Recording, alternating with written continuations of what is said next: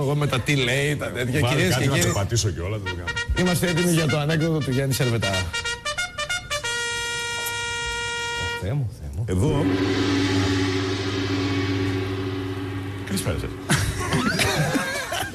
Παραλία και ο Μέρμιγκας είναι εξαπλωμένος.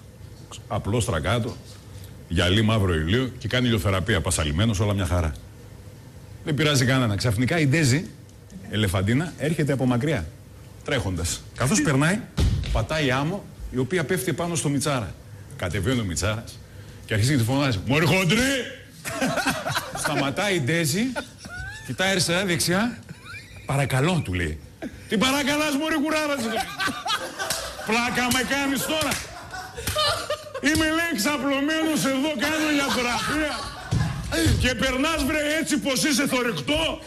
Να σκοτώσεις και κανένα χριστιανό, δεν προσέχεις λίγο, βρε πόδι. Τι λέει? Χίλια συγγνώμη, ειλικρινά από την ψυχή μου το λέω. Τι ειλικρινά, ρε, τι λέει, ρε, πως είσαι έτσι, βρε κουράδα, ρε. Φορογιαλιά, άμα δεν μπορείς να σκοτώσεις κανένα, βρε.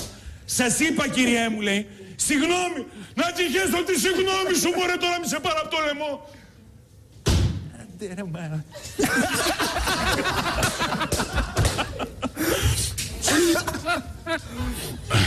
Καλησπέρα σας.